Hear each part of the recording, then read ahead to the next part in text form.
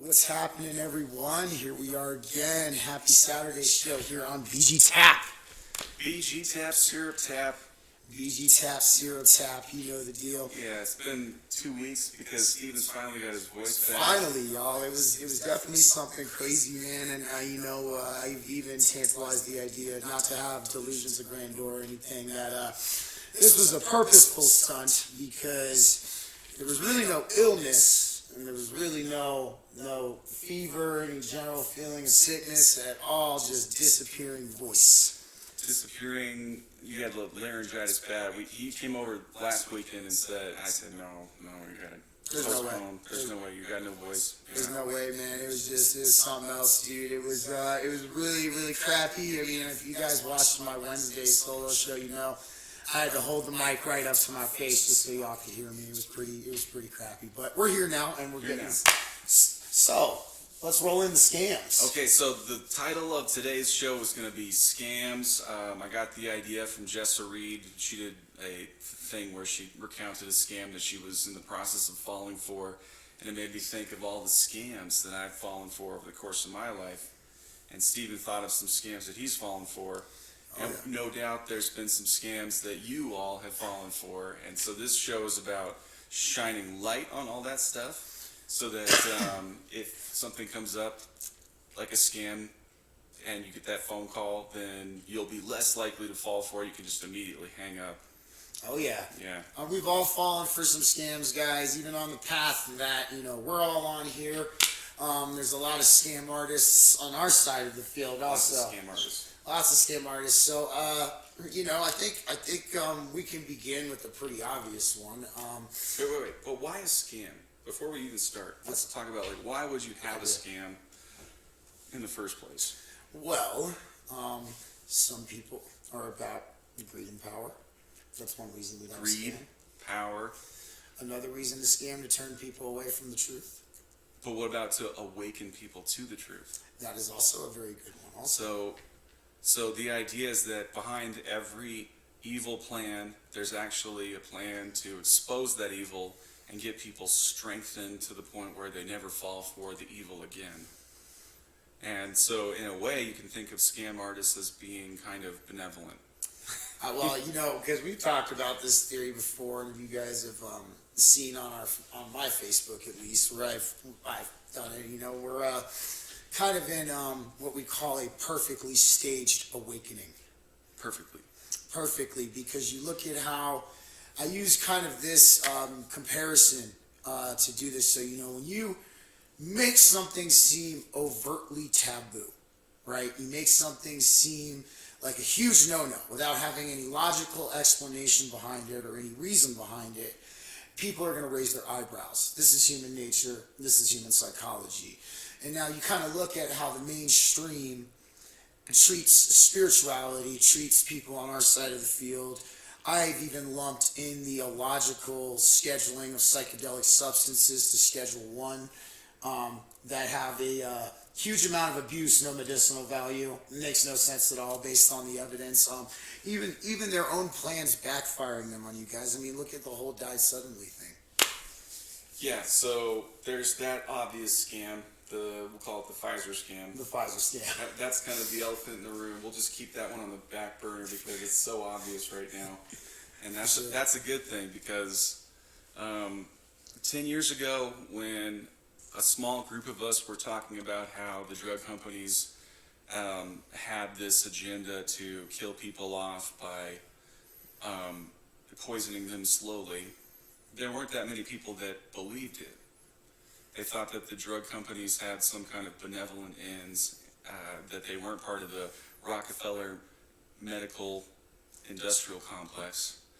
And now, for the first time in history that I can recall, at least in my lifetime, people are saying, like, do you think the drug companies might be trying to kill us? Why would they do that? Because then they wouldn't have any customers left. And it's like, maybe they have something else in mind. Like, maybe they don't give a shit about their customers. That's certainly what it looks like. It's certainly what it looks like to me too, man. And yes, I agree. We were all talking about this 10 years ago, and a lot of people thought we were silly. Well, we weren't all talking about it. Wow. That's the funny thing to me is, like, back then I had a hard time getting anybody to listen to 5 minutes of me saying that that the doctors were being controlled by the drug companies and they were trying to kill you. Because back then it was like, no, everybody, we're grateful to have Western medicine, and they all have our best interest in mind. And now people are saying, Bill Gates, Tony Fauci, Cue Bill Gates. people are dropping dead, and it's because of my plans, and that's actually working out perfectly. See, I don't feel bad because I told you I was trying to kill you, and then I tried to kill you, and I said that it would be great if we could have a virus that would kill off part of the population, and it just magically appeared, and you didn't think that maybe I was responsible for it, and my money and my cronies. But now that it's happening, you're starting to wonder if maybe I was telling the truth. Exactly, man. That's funny because we all remember his TED Talks about depopulating the world through vaccines. And what? And they said, no. This is Bill Gates, the computer nerd. He can't do that. It's not like he has any funding. Yeah, right. It's always what I guess you could say the status quo would deem the most surprising person per se. But what are some other scams? Okay, what's your top scam that you fell for that you thought, they got me? Honestly, man, this is a big one I want to bring up because I think there's still a lot of people out there falling for this. It is the New Age scam. And what I call it the New Age scam is that these benevolent extraterrestrials are just going to swoop on down and they're going to just save the entire world, and it's just all in the open, and we're all going to be in this utopian world. So the extraterrestrials are watching us carefully, like some Star Trek Next Generation group, and they're going to separate the wheat from the chaff, and they're going to bless the good ones and punish the bad ones for us, so that we don't have to ever wake up to the evil. Okay, that's a good one. That one, because when I first started on my spiritual path, my spiritual journey 15 years ago, that was a very big thing in the New Age group. It was all love and light, and we know that yes, we do want to swing in that balance of love and light, but it is not all love and light. It is not, and it is just to me a very big scam, and it makes people get caught up in that hierarchical mindset because you're looking up to something instead of looking within. That's a good one. Okay, mine was a little bit more mundane. I fell for a Bitcoin scam. I think the year was about 2018 or 2019. I think it was the summer of 2019. So this was way before the pandemic. And I went on Twitter and I saw this post that I thought was from Elon Musk. And he said, we're doing a new promotion for a Tesla. And we're trying to get people to buy Teslas using Bitcoin. This was what the ad said. And if you will take an amount of Bitcoin and put it into our account, I'm so embarrassed. Then we will immediately to that same Bitcoin account remit twice the value in Bitcoin. Yeah. So I think we've all at the time Bitcoin was about a little less than $1,000 a Bitcoin, and so I thought, okay, well, it looks like it's legit. It looked like Elon Musk, and it looked like legit. I think it was on one of Trump's tweets that was posted. Oh, great! I know. So I got one Bitcoin, and I sent it to this account, and I waited. Oh shit! And I waited, and then I realized what an asshole I just was. Oh shit! And that I had just fallen for a scam. The first outright scam of my adult life. I think we've all fallen for a scam or two like that before, man. I wouldn't feel too bad. I was like, how do I get this Bitcoin back? You're not going to. It's a Bitcoin. You're not going to get that one back, It's man. gone forever. Actually, it's funny. It's similar. Since we're on that kind of topic of the scams, similar one happened to me too. Although halfway through, luckily, I caught on to it, and I was like, this doesn't really make sense. So I was at work one day, and I got a call from this number, and it was this person, and they were claiming that my social security number had been stolen. And it was being used to traffic drugs in El Paso, Texas. And I was like, oh, really? And I was like, man, that's pretty crazy. I was like, all right. So I was like, who stole it? Do you know? And they were like, so we're going to need some information from you. Right. And this is kind of where I caught on. I'm like, well, wait a minute. If you got my fucking social security number, you already know all of my information. So it kind of clicked off in my head, and I was like, all right, I'm going to entertain this. So you didn't lose any money from it? Didn't lose any money from it, but, so it got even better. So I was like, well, wait a minute. I said, you have my social, so you know who I am. Why do you need my information? And they were like, well, because what you're going to have to do to stop this is you're going to have to go to Target, right? You're going to have to buy all of these Visa gift cards. And I'm like, oh, okay. And they said, and if you don't do this, the U.S. Marshals are going to come arrest you where you're at. Now, I'm on the phone with them right now. So, I have a friend of a friend who's a U.S. Marshal, and I talked with him even about this after this, and he was like, no, we would not be telling you we're coming to get you. We were not going to give you a heads up. We're just going to show up, and we're going to get you. So the dude started getting even madder and madder at me because I'm just asking all of these questions, but I'm like, but wait, the marshals are coming? I said, how do you know where I am? And he just started getting more and more perturbed to the point where then I started asking him questions, and he hung up the phone on me. Well, that's not you didn't fall for that scam. Didn't fall for it, but thankfully, no, at first I almost did because I've had an instance like that happen to me. Yeah, I think most scams today start out with your private information has been stolen. Call this number to initiate, some kind of retaliation. It's like, no, my private information wasn't stolen. It was not. That's just how it works sometimes, I guess. It is. It's crazy. That's the most common scam I think out there right now is your private information has been stolen. Give us your private information so we can do something about it. We need your private information, even though it's just been stolen. Yeah. We knew how to reach you, so we have your private information, but we're going to need it again. So that is true. I think let's talk about even I think. One scam that everybody falls for, and a lot of people still are falling for, is the currency system in this country. Yeah, so the idea that it's okay if a private central bank prints off currency, which then you will borrow from them because it's theirs, and then they'll charge you interest, and they'll charge the government interest on that currency, and you'll have to pay it back at some point. Yes. So we hear that the national debt is something like $1 billion, trillion, gazillion dollars. $1 billion. And we're going to have to pay all that back. But, that I think is the biggest scam a lot of people fall for, because it's funny because you create it out of thin air and then you loan it to us at interest. I mean, it's a pretty good deal. It's a pretty good. It's like, I'm pretty sure that the Constitution, people talk a lot about constitutional money. And that's a great thing for us to be discussing right now, because what that means is that constitutional money is silver and gold. Silver and gold. What else? That's it. Silver and gold. That's constitutional money. So you could print off a certificate that says this represents so much silver and or so much gold.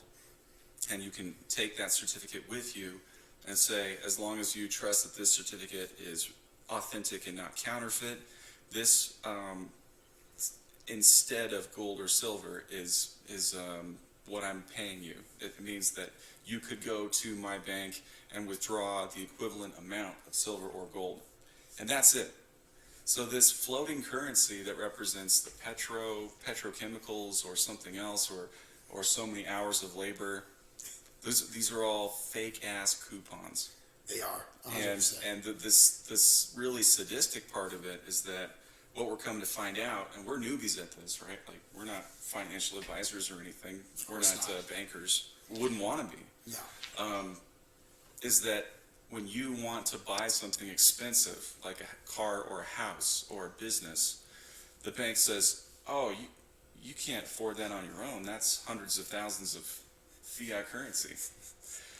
Tell you what we'll do. We'll print that out for you in the form of this contract.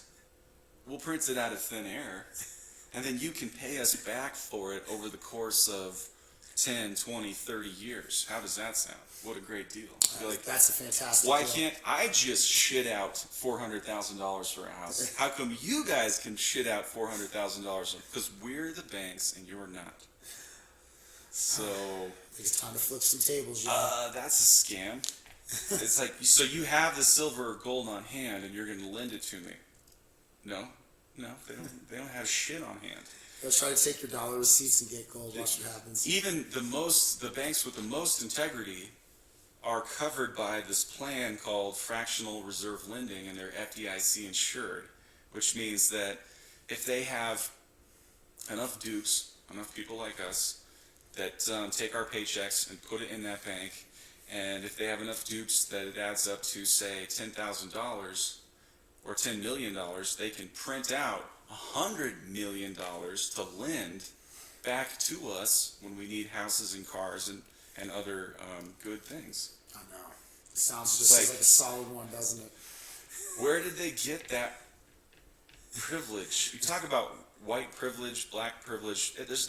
It's banker privilege. Your privilege indeed. Banker privilege. Okay, so that's the main scam. That's kind of the whole reason why we wanted to do this show today, was to show how pale in comparison all other scams are to the main scam, the main one, of the central bank currency system.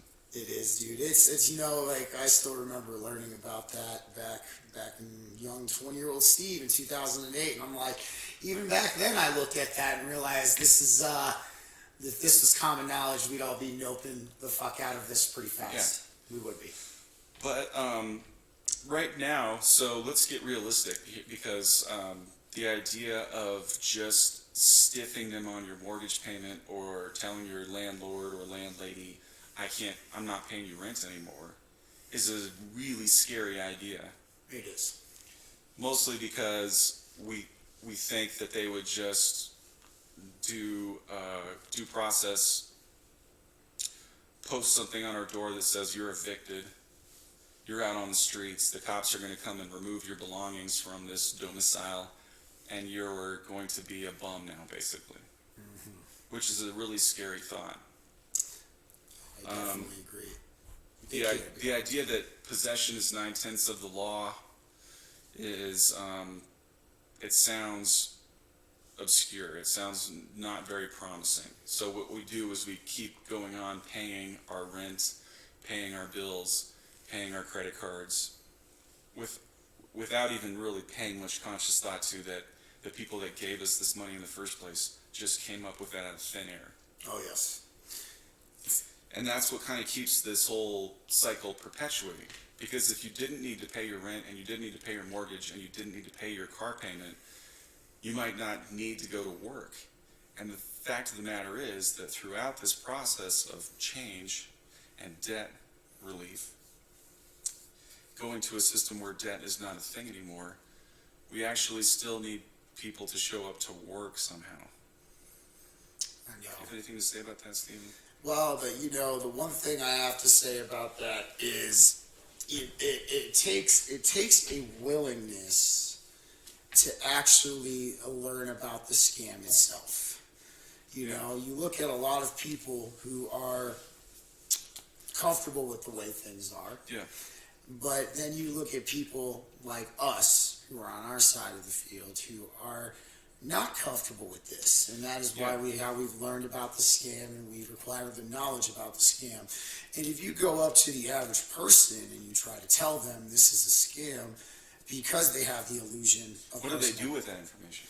They laugh it off. Yeah, like, okay, well, okay, jerk, I just been on the street. I'm still going to have to pay my mortgage payment next month, so exactly. I still need to go to work. And I don't know what the rebuttal is to that, because it is the rebuttal. There really is, unfortunately, they set it up to where the rebuttal has to be a very crafty one. Is not because you would have to really thoroughly show and explain how it is a scam. But then again, too, so how the average person. But you'd have to make the promise clear that they actually have no real recourse to kick you out of your home or your car.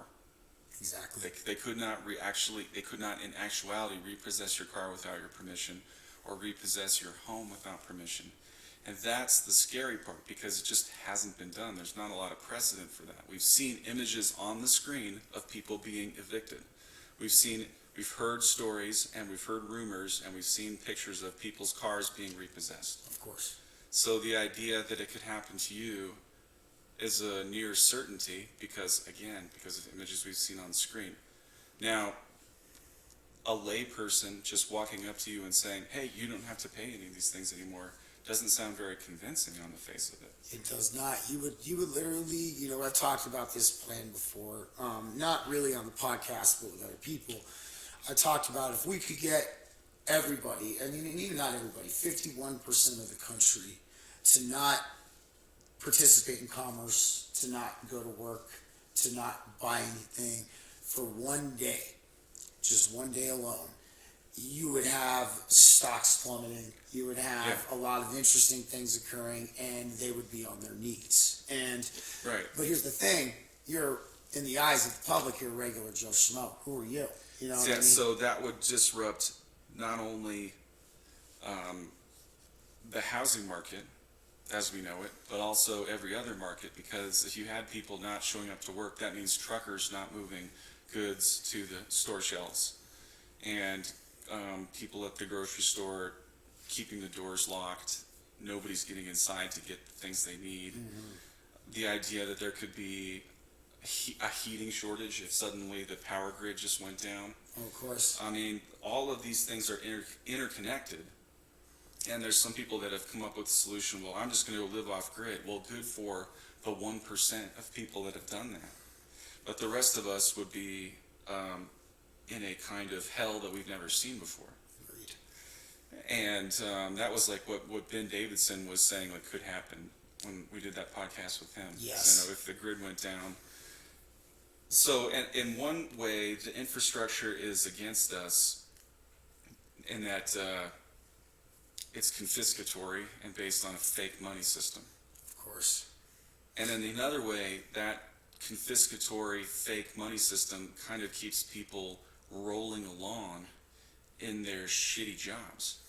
It does. Getting shitty products to the shitty shelves so that we can shitty eat and shitty brush our teeth. You know, that's shitty walk. And in our shitty homes with our shitty heat, like during a winter that's actually pretty cold. Exactly. You know? So how we unravel ourselves as sovereign individuals from this beast system is a tricky problem. And if I could see a clear solution, I'd recommend it. But I can't see a clear solution. It's something that even a lot of people have yet to find is a clear solution for that.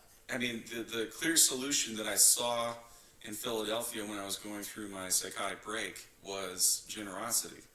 In other words, people just doing things for the good of each other and relying on each other, and that actually would work perfectly. It would totally negate the need for any type of currency, paper, gold, or silver. But to get us through the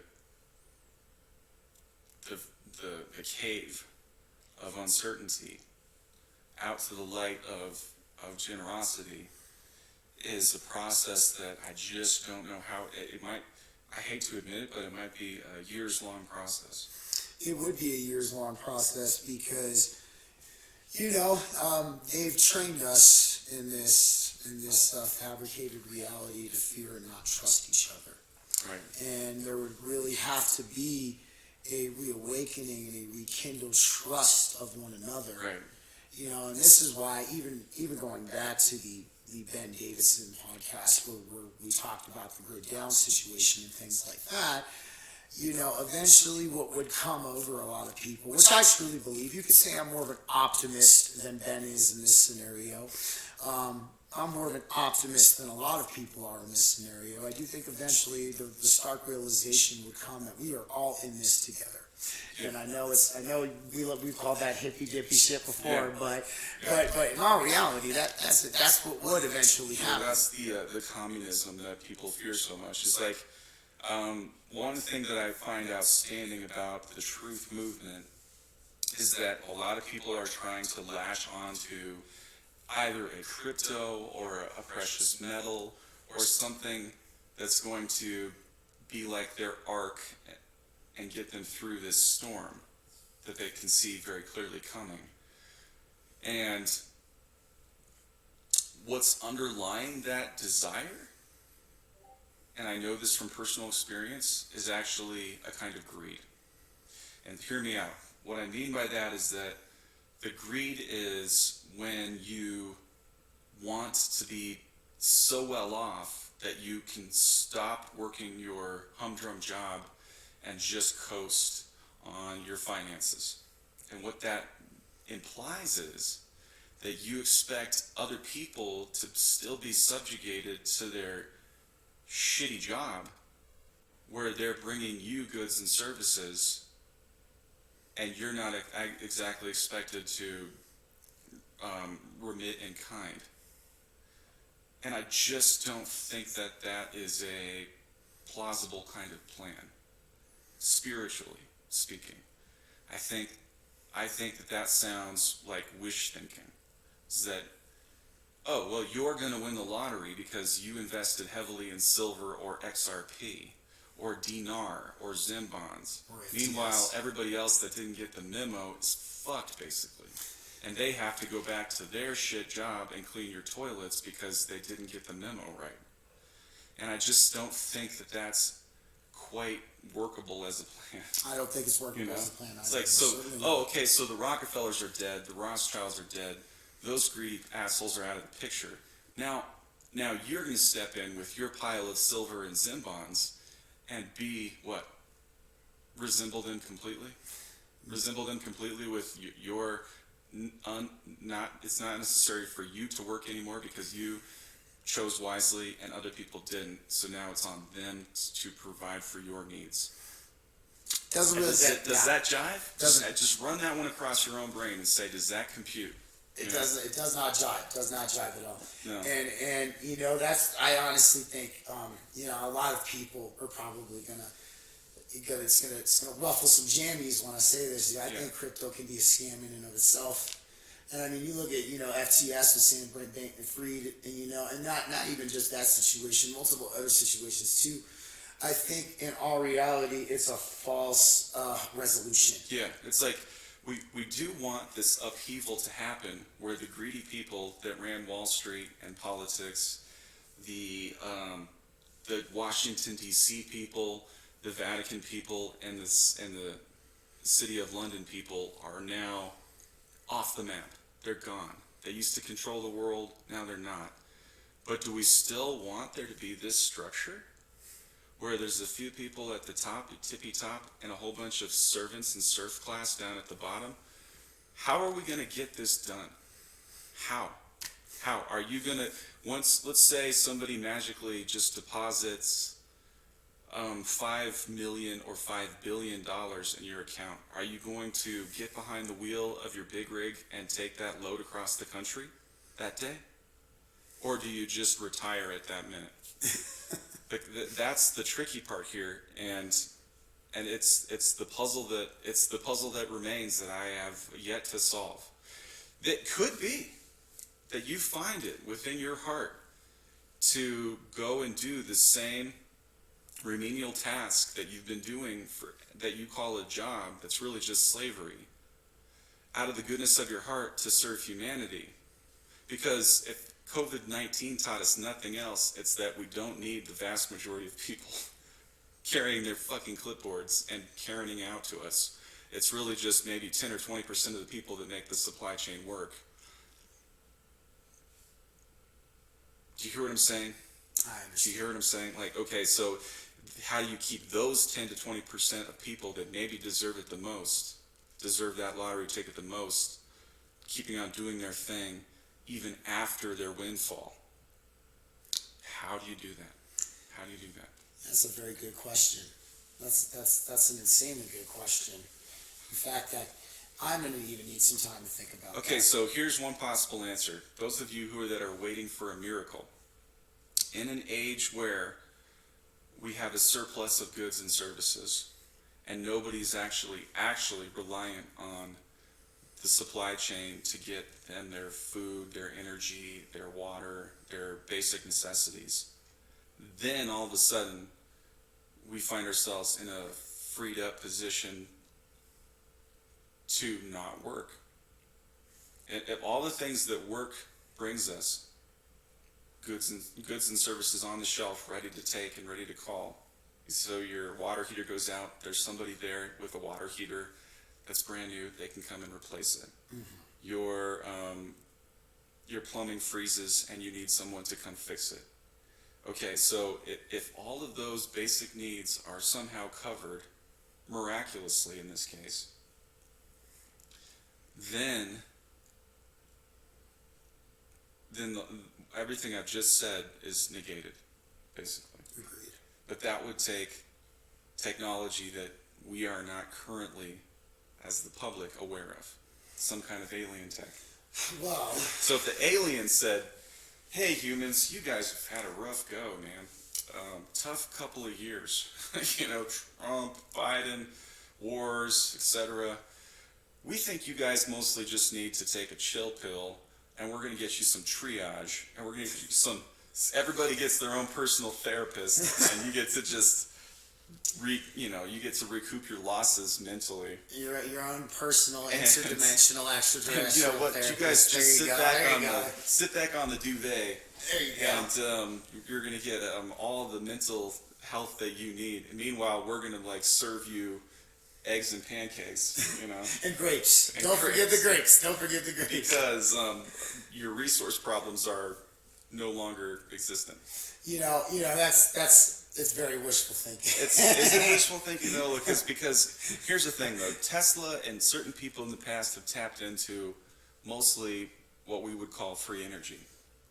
Indeed. And there's all kinds of telltale signs that suggest that free energy is a thing, and that intergalactic travel is a thing, interdimensional travel is a thing.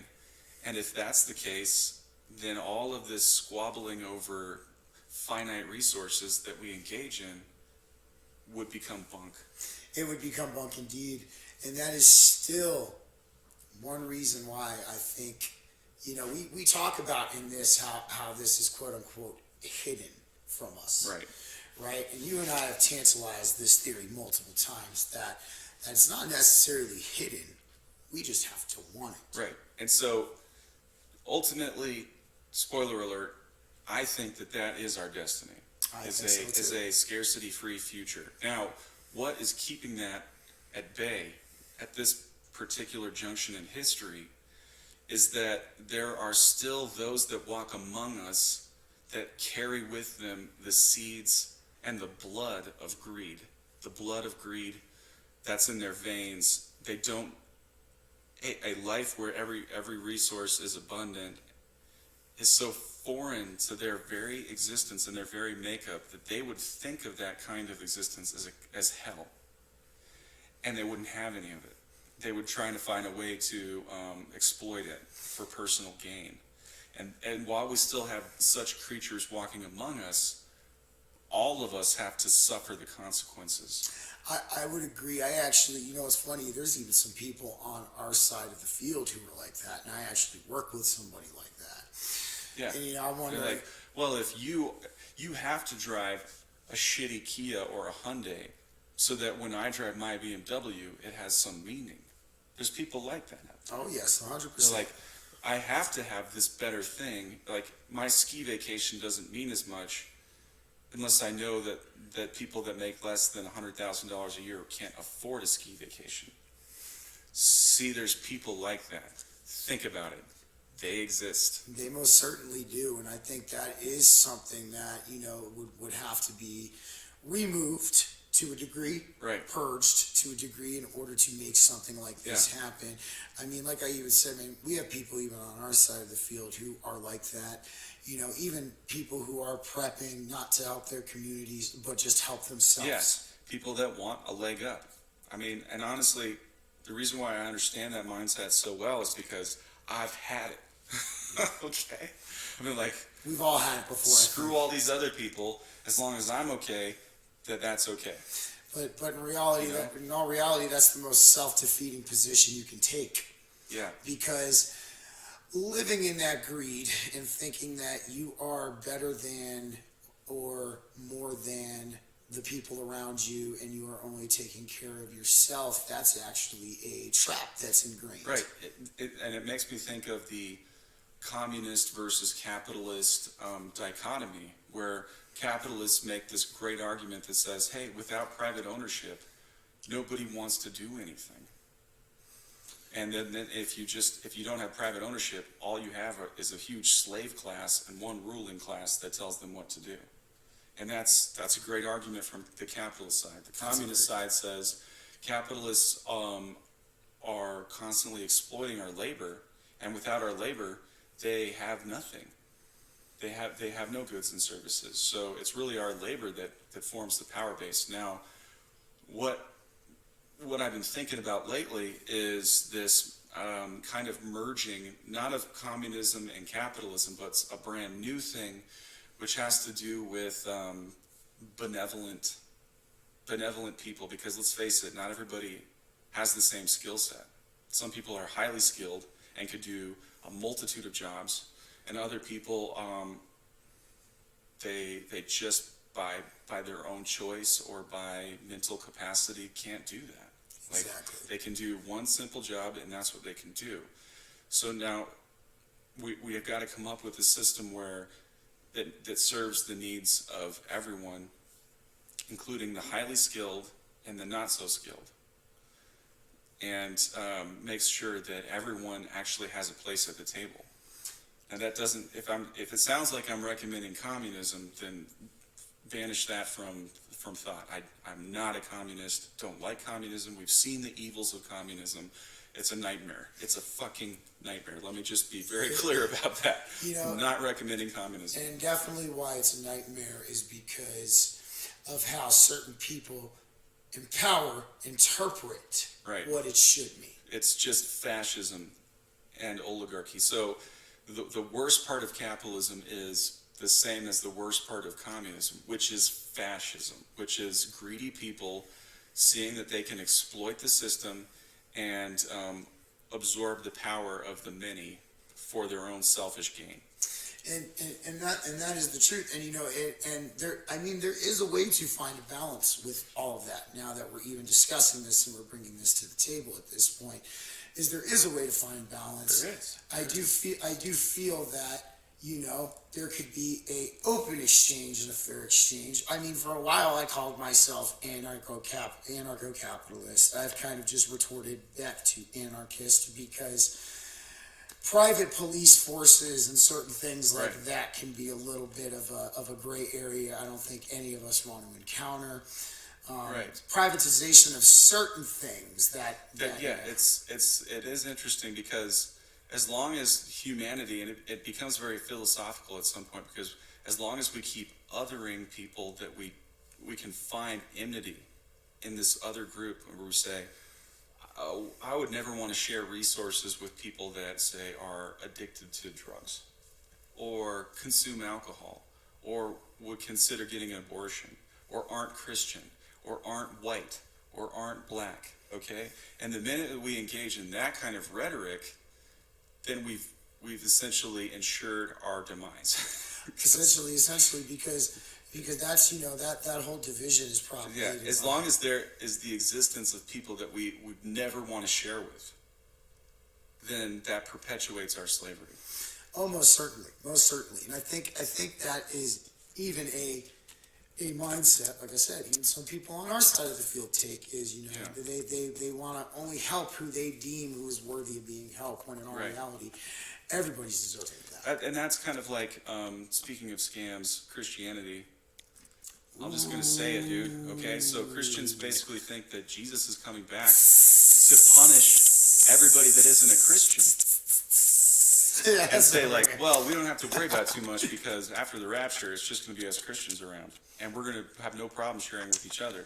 Yeah. Wake up, Christians. Okay? And because you brought it to the table, I do agree. I believe modern Christianity is a scam, 100%. I always kind of framework it on old Christianity and modern Christianity, 100%. But like freaking, it makes me angry. There's nothing that pisses me off more than people disguising their greed under some kind of moral guise. Oh, you know? Almost certainly. And let me tell you what, and I've even had this conversation with someone we both know, that, Christianity is used as a guise sometimes for greed. I mean, look at the mega churches. Look at all of these things that, and I'm even going to borrow a quote from George Carlin. God's all-knowing, omnipotent, but he needs your money. He needs your money. Cannot. So, I mean, as embarrassing as the scams I've fallen for with the Bitcoin thing, the most embarrassing scam I ever fell for was Christianity. And I just want to be very clear about that again. Almost, well, luckily, I fortunately enough never fell for it, because even when we did my interview here on the channel, where I come from both sides of the schism, my mother's side is Roman Catholic, my father's side is Greek Orthodox. Yeah. I even knew at that ripe old age, I'm like, something is wrong here. It's like Christians, what are you going to do when the aliens do land? Are you going to invite them to pray the sinner's prayer?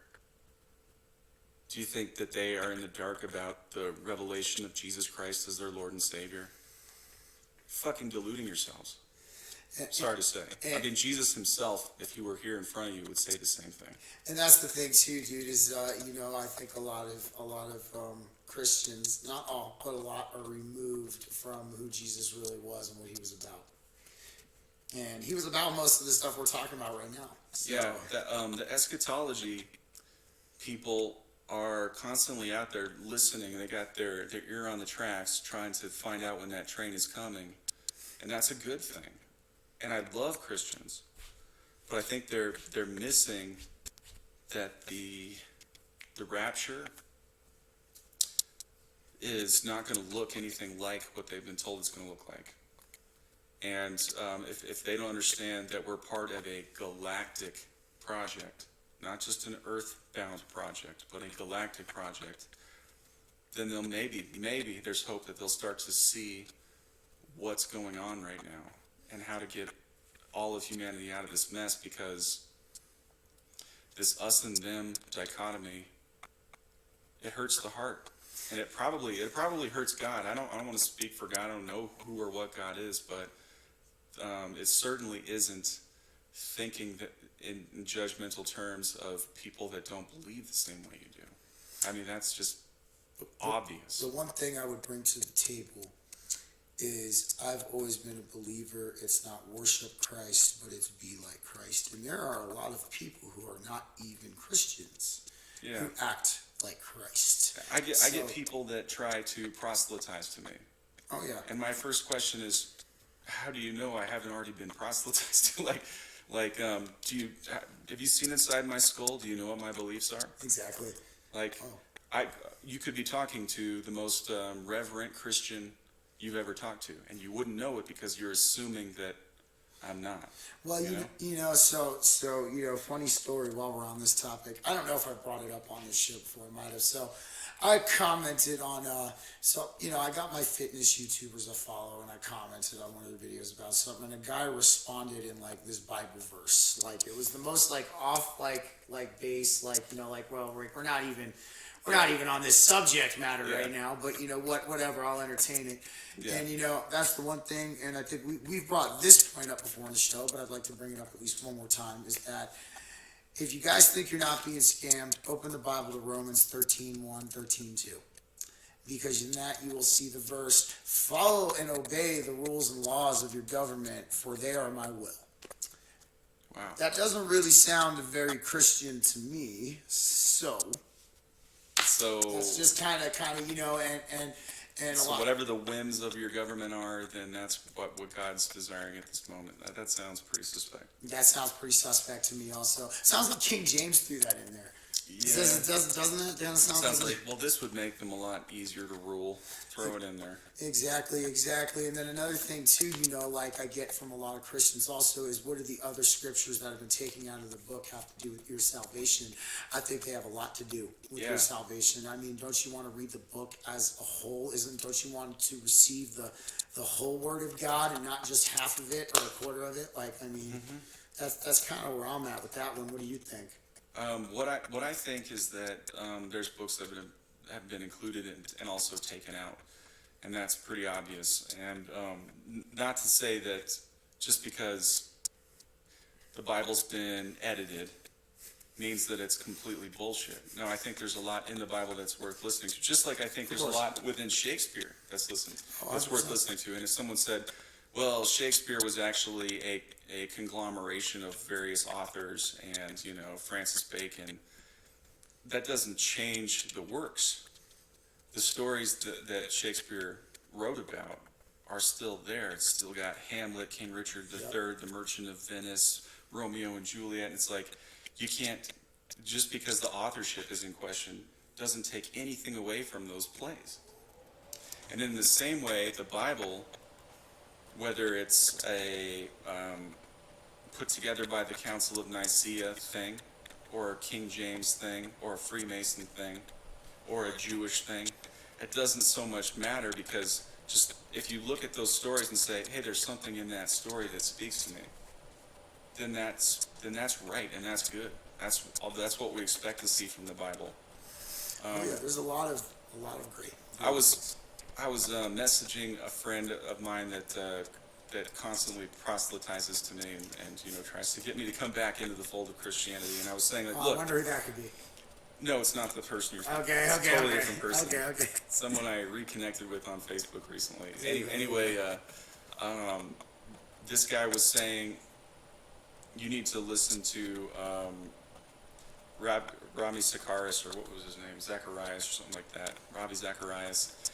And I remember listening to this guy on Christian radio like 20 years ago and thinking that he had his sales pitch down. Like, you got your Christianity thing. Like, Lee Strobel has the same thing.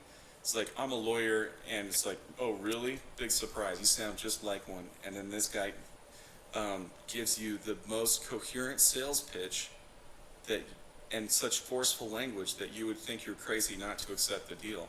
Now, here's the thing. In the Bible, this is something that I noticed that isn't talked about that much in church. You have people such as Noah, such as Abraham, such as Joseph, such as Moses, such as David, such as Solomon, such as Jesus, such as the Apostle Paul. And what all of these guys have in common is that they were chosen by God, not the other way around. God says, you're mine and you have a mission. You're doing your life wrong. Let me intervene and correct this fatal flaw in you. And that is something that I would think Christians understand God has the power to do. Exactly. Today. To you. Not just back then, but today. And yet you have people that think it's incumbent upon themselves to make some kind of choice for God. That's not the way the Bible describes it as happening. The Bible says, I picked this asshole to go see a burning bush. This asshole. And this guy that sees the burning bush is going to have to, like, grow some balls and go back to Egypt and confront his brother. That was Okay. One thing they don't talk about that bush is it was an acacia bush. And then you have the Apostle Paul, fast forward, way forward. He was out there persecuting these people that he thought were out of line. Oh, yes. And then he struck blind in the road on his way to do some more bullshit and the scales fall from his eyes, and he realizes the error of his ways. Now, why aren't you waiting for that kind of road to Damascus conversion? No. You have a problem with drugs or something, so you go to church and you start crying, and then the pastor has an altar call, and you think that that's your conversion. It's not. Sorry to say, man, like, that's not how it works. God chooses you. It's not the other way around. Your salvation myth or your salvation delusion is a delusion. That would be my contention. Now, it's not. Maybe you had a road to Damascus conversion, and you are called. Then I would be wrong.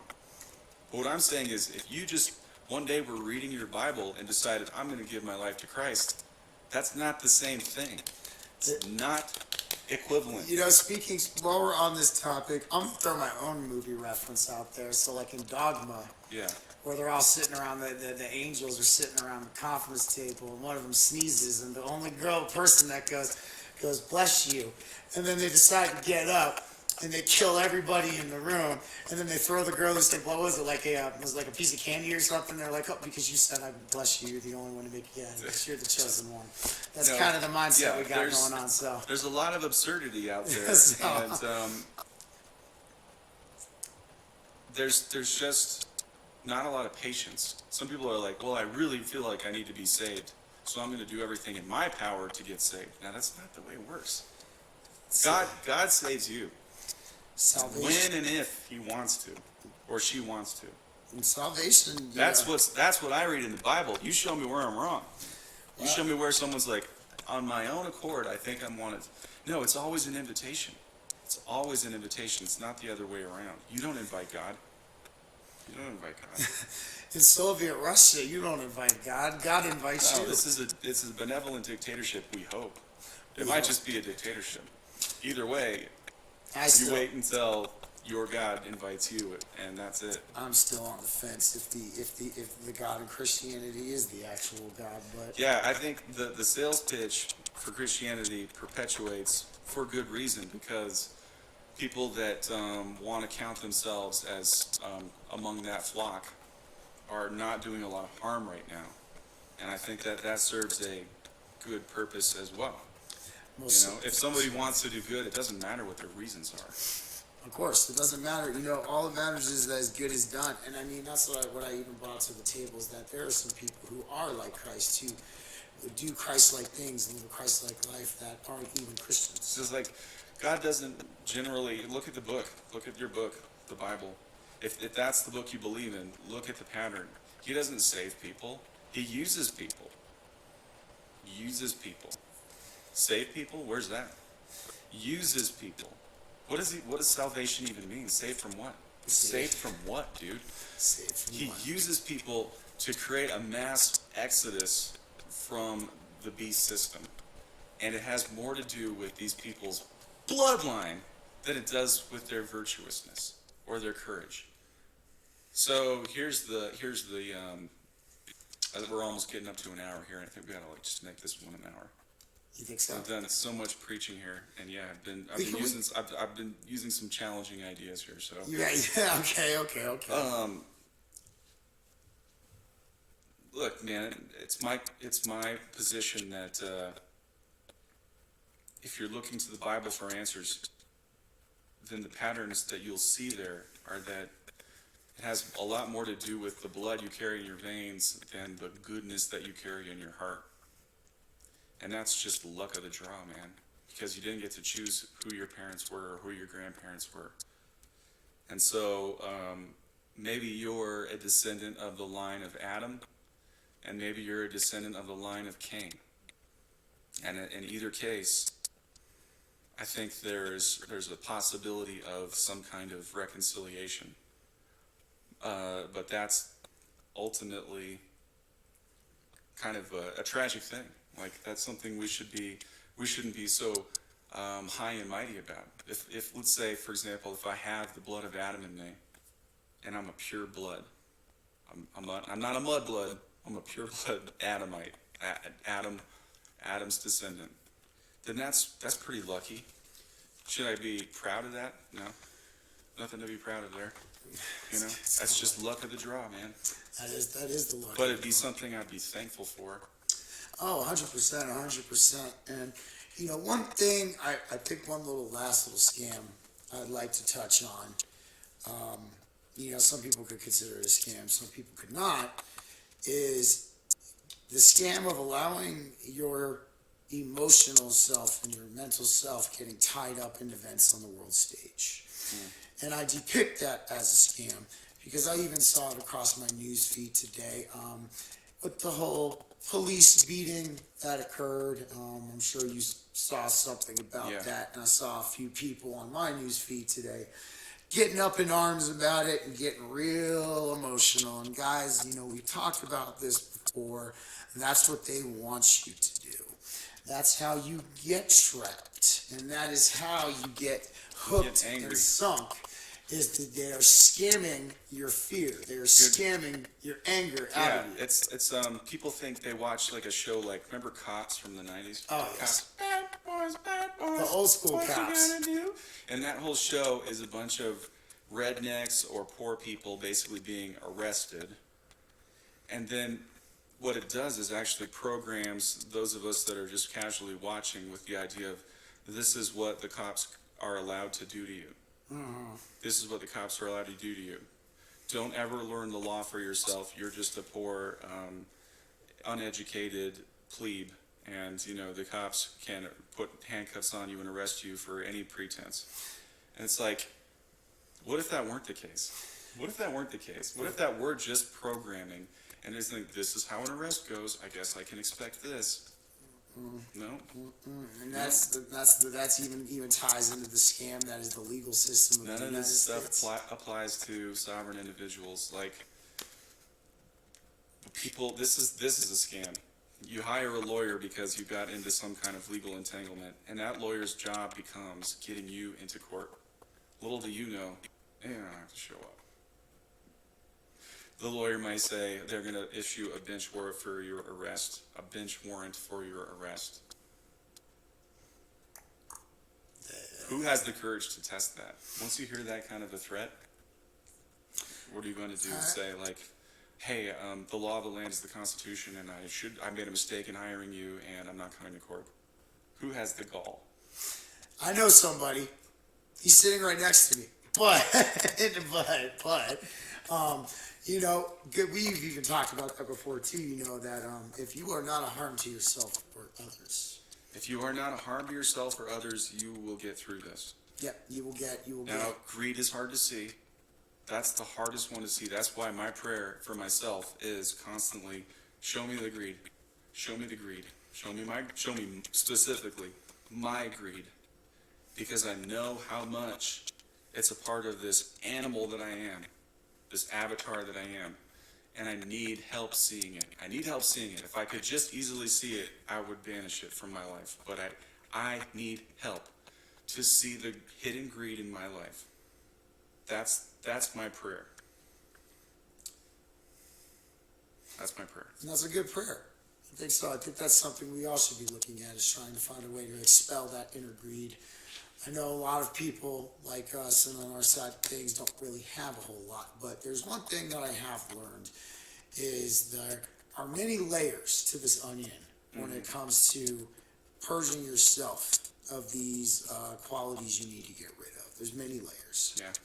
And that's something I would, vocalize to all of you, is that, doing that work on yourself and doing that shadow work and doing those things to help you realize that you might still have some of this embedded in you.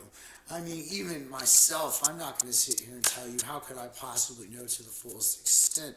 I've even noticed as I've gotten older in this journey and as I've gone forth that I thought I'd gotten rid of some things, but they were still there, just in different ways. They were still there, just in different, even the statement that I like to say is, I'd love to pull the rug out myself, is that greed in and of itself, that I want to be the one to do it. I mean, it's such an elusive thing that hides. If it weren't hidden, you wouldn't have to pray to see it. And only the most courageous would even want to see it, because they would say, I'm just protecting myself, and I have a right. Absolutely, you do have a right to protect yourself, and that is understandable. But if you understood the future, what's just beyond us right now, in a world free from scarcity, in a world because a world free from scarcity negates the need for greed. Those who still feel the need for greed aren't going to understand a world free from scarcity. They might opt to keep the world the way it is because they benefit from the way it is. That's really tricky because no one's going to drag you kicking and screaming into the kingdom of heaven. There may be, and some signs point to it being this way, there may be some kind of a split, and it could split families, it could split political, it could split every construct of society that we can imagine. And the dividing line is generosity and greed. True generosity. Generosity isn't just getting together the things I don't need and sharing them with the poor, because the poor you will always have with you. Generosity is actually like getting something actually that I value dearly and sharing that when I don't know where my next thing is coming from. That is true generosity. It's like saying like, well, I kind of need this, but it seems like this guy needs it more. Here you go. I don't know where I'm going to get my next thing, but that's the difference between generosity and just getting rid of garbage. Because if you're just getting rid of things that you don't need anymore, that's not exactly generosity. It's not generosity. I just bought some new skis. I got these old skis. Rather than here, you can have my old skis, buddy. Thanks, man. I mean, that's really kind. That's not generosity. It seems like it might be, but it's not. I think a lot of people. It's like buying new skis and saying like, these are nice skis. Here, buddy, here have these new skis. I'm gonna ski on my old skis. That's generosity. It's like it's a subtle difference, but it's. That's true generosity, and I think that a lot of people, we all have to look within ourselves, guys, and we all need to really come to terms with that. And we're all works in progress when it comes to that, and we have to look within ourselves to try and purge these things and try to remove that so we can be ready for what lies ahead. Because as of now, even on our side of the field, I see a divide. I see a divide of self-serving people, and then I see the divide of the generous people. And I think we all need to move that equation to the generous side. As we're all floating along in our individual canoes, the thing to be jettisoning is the scarcity mindset, the worker bee virtues, as Jessa Reed would say. And if there's anything we want to carry with us in our little canoes, we got limited space in there as we float down the river of time. It's the things we've never had in there before, such as generosity, such as goodwill towards men. The simple things that, that sound really preachy and redundant and obvious, but they aren't. Goodwill towards men is not obvious. That's saying like, I don't care what someone's cultural background is. I'm going to give them the benefit of the doubt. And that's the truth, man. And I think that's something we all have to realize. So on that note, you guys, thanks for joining us. Yeah, thanks for listening to probably our preachiest. Our preachiest one yet. Our preachiest one yet. Our preachiest, and remember, guys, it's take it. Use your discernment even with us. Yeah. That is that. Yeah. We would even implore you to do that. Yeah, exactly. I mean, I can't preach until I practice what I preach. So I'm reluctant to preach anything. But one thing I'm doing with my canoe is I'm taking all those self-definitions that I've cherished over my life and seeing if I can throw those overboard. Because those self-definitions are heavy ballast. Oh, yes. Oh, yes. We cannot. I'm a Christian. Do I need that? Do I need that, dude? I'm a Hindu. I'm a Muslim. I'm white. I'm a man. Do I need any self-definitions? Which of these self-definitions do I really need to get down this river? Absolutely none. Absolutely none. And with that being said, I'm going to quote David Icke. He himself said those self-definitions are the trap themselves. They sure do seem to cut a lot of cloth when it comes to dividing us against each other. 100%, man. 100%. Yeah. Well, y'all, till next weekend. It's great to be back. Thankful my voice is back. Steven's voice is back. We're back. We're going to be doing more shows on the regular. So those of you who missed us over the last week, we're sorry we didn't put something out. I know some of you guys missed us. You know what's funny? A sexy truck driver started following me now. So oh, good. Sexy truck driver. This one's dedicated to sexy truck driver. Sexy truck driver, man. So you know. Yeah. Please, if you liked this, like and share and subscribe. Like and subscribe, guys. We're pretty much making Rumble our main channel because fuck YouTube, honestly. Like, you know what I mean? Rumble could use more views, and YouTube doesn't need them. So, you know, Rumble's never censored us, and Rumble's never given us a raw deal. They put our stuff up for free, so we're kind of like sticking with them. Yeah, YouTube, you gotta be careful. You can't say COVID or vaccine. Yeah. And I'm probably gonna have to bleep this out anyways for the YouTubers. All those censorship platforms can just go fuck themselves, basically. You know, Rumble, we like that you are. Well, you're a little Christian for my taste, but other than that, you're awesome. You know, just let us freaking live stream, damn it. Yeah. Let us live stream. We'll be panhandling for followers. 25 subscribers, which is a tall order for Rumble. 25 subscribers, then we can start doing live streams, which might be kind of fun. So we love you all, and thanks for your support, and thanks for watching, especially if you watch to the end. That means a lot. I mean, I know how hard there's so much content out there, and to get someone to watch an hour-long video is like asking a lot, man. So, and we are thankful for all so of you. thank you, and we appreciate you, and call down blessings on you. You guys, as hippy-dippy as it sounds, we're all in it together, my friend. Oh, yeah. Yep. We are, guys. So, until next time. We're all in this together. No communism. No communism here. So, y'all have a good one, man. We'll see you next Saturday. Good night.